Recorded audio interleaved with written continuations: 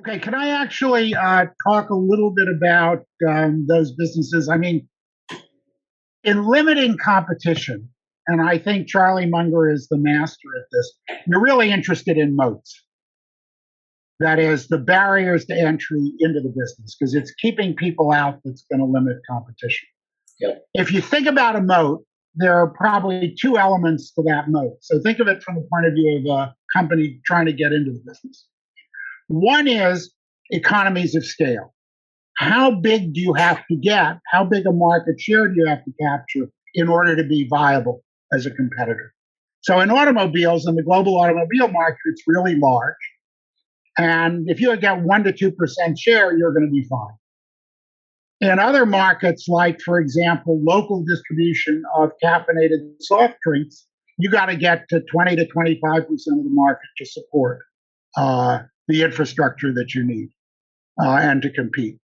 So the first thing is economies of scale. And the second thing I think, and again, I'm sort of thinking about Charlie Munger here, is how hard is it to get that market share, which is all about customer captivity in a contested environment where unique technology will help you with that and so on. So suppose you got to get to 25% share. We know for caffeinated soft drinks that 0.2% share changes hands every year in a contested market.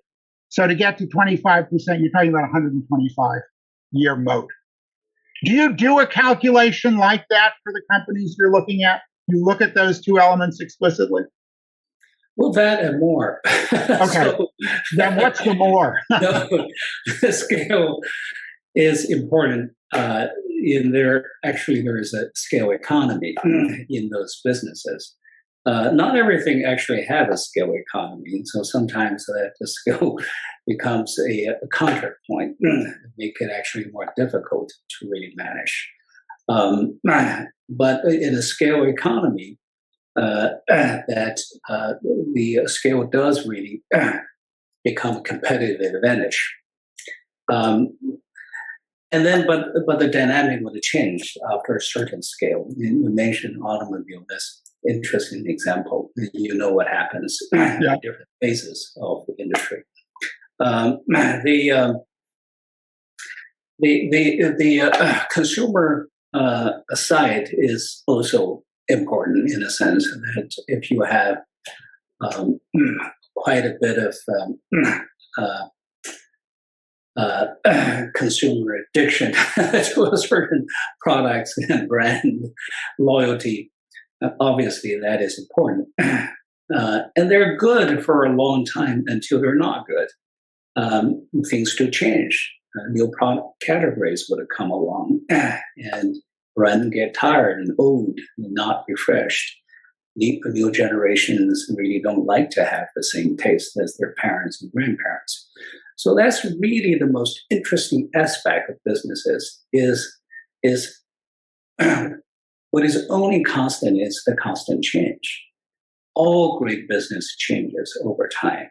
And perhaps really no business who can really remain that competitive edge for forever.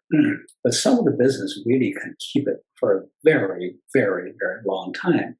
And of course, when it changes, it's really upon the management team to be able to really reallocate capital towards those businesses actually now enjoying a robust competitive advantage. Now, take an example with Berkshire.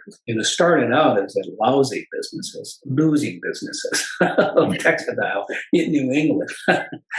And Warren and Charlie skillfully really took the last bit of the cash flow and skillfully invested in some other businesses really on the right side of the trajectory. But over time, some of those businesses began to lose its competitive advantage, and then they took that capital and allocated to the ones that.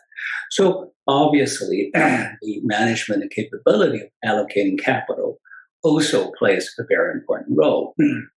And of course, that the culture of a company in the industry that's rapidly changing, so that you're always a few steps ahead of your competitors, which allows you to always surfing on the edge.